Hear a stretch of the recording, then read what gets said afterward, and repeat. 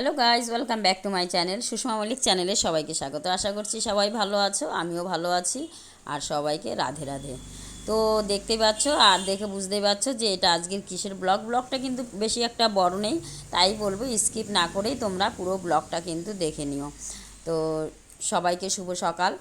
আর সকালবেলায় এডিট করছি দেখেই তোমাদেরকে বলছি। যাই হোক, তো দেখো আমরা চলে এসেছি মেলাতে, ইসলামপুর এক্সপো মেলা। আর মেলাতে তো জানোই কত রকমের জিনিস। তো আমরা একটা দোকানে এসেছিলাম, সেখানে বিছানা চাদর টাদর এগুলো ছিল।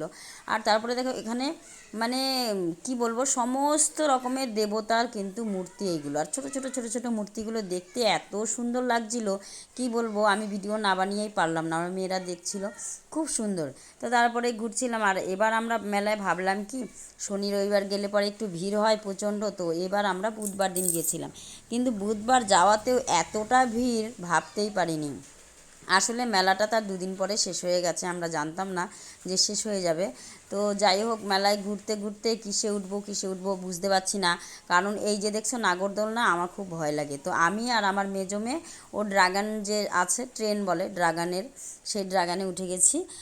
ওটাতেই একটু কয়েকটা পাক লাগালো, ব্যাস, শুধু টাকা আর কিছু না। এগুলো হচ্ছে শখের জন্য।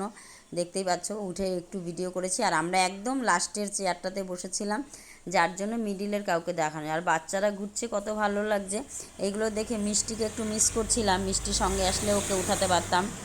যাই হোক, আর এই যে নাগরদোল্লা মেয়েরাও ভয় পায়, তো মেয়েরা চড়তে চাইছিল অন্য কিছুতে, তো আমার ভয় লাগছিল, আমি বলছি না চড়তে হবে না। যাই হোক, তারপরে ঘুরলাম। আর মেলা মানেই ঘোরা, আর মেলা মানেই ঠেলাঠেলি। আর ঠেলাঠেলি হবে না এটা কখনো হয়? মেলাতে গেলে তো ঠেলা খেতেই হবে, এটাই হচ্ছে কথা। যাই হোক বন্ধুরা, তো মেলাতে আমি কিন্তু চারিদিকে শুধু লোকজন, লাইট, এইগুলোই শুধু ভিডিও ক্যামেরা করছিলাম যে কত সুন্দর লাগছে। আর কত কত এইগুলো হচ্ছে প্রাইজের দোকান, মানে লটারি খেলার মতন। মানে লটারি খেলতে হবে, লটারি খেলে জিতলে পারে এখানে অনেক রকম প্রাইজ।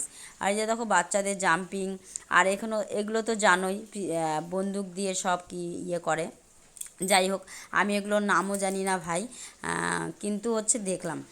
তো এরপরেই ঘুরতে ঘুরতে দেখো মেলাটা বেশ, এইদিকে এসেছি একটু ফাঁকা ছিল, তাই একটু ভিডিও করলাম।